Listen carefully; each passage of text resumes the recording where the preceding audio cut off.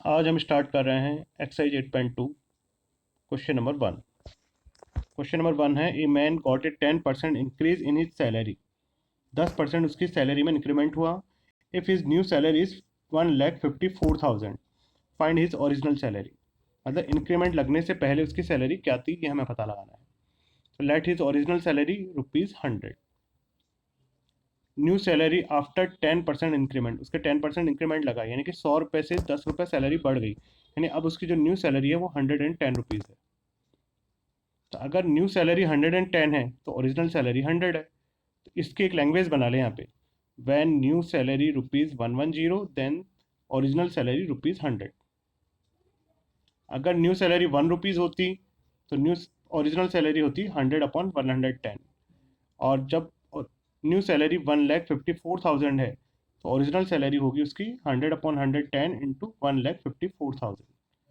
तो देखिए, एक जीरो से एक जीरो कट जाएगा और 11 से इसको जब काटेंगे तो 1400 टाइम्स कटेगा। 1400 को 100 से मल्टीप्लाई करें तो इस तरह से आ जाएंगे 1,40,000 रुपीज़। ये उसकी ओरिजिनल सैलरी होगी। सेकंड क्वेश्चन है,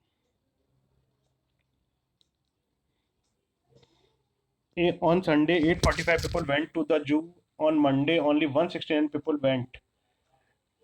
देखिए, संडे को 845 पीपल ने जू देखा और मंडे को 169 लोगों ने जू देखा।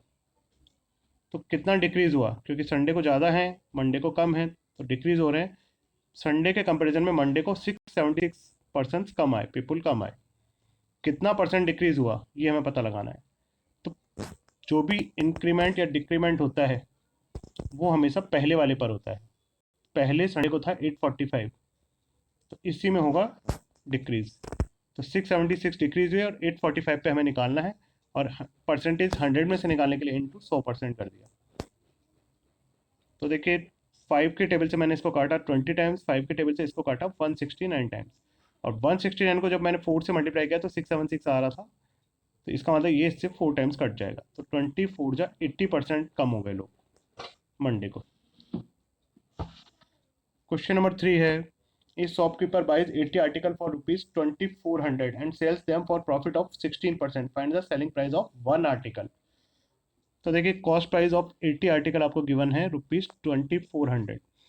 तो कॉस्ट प्राइस वन आर्टिकल की क्या होगी, तो वो होगी ₹30।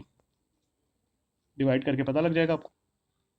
अब एक आर्टिकल की कॉस्ट प्राइस ₹30 है और उस पर 16% का प्रॉफिट हो रहा है, तो 16% ऑफ ₹30 कैसे निकालते हैं, ये पहले परसेंटेज वाले चैप्टर में हम पढ़ चुके हैं। परसेंटेज का साइन हटा के अपॉन में 100 लगाएं और इंटू में 30। 16 3 जा 48, 480 अपॉन 100। नीचे 2 जीरो होने से 2 से पहले पॉइंट लग जाएगा, तो 4.80 रुपीज़ का प्रॉफिट होगा। तो 30 रुपीज़ में परचेज किया, 4.80 रुपीज़ का प्रॉफिट लिया, तो इसका मतलब सेलिंग प्राइस क्या होगी उस वन आर्टिकल की, cost price plus profit, 30 plus 4.80 यानी कि ₹34.80। क्वेश्चन नंबर 4 है, the cost of an article was ₹15,500, ₹450 were spend on it's repairs.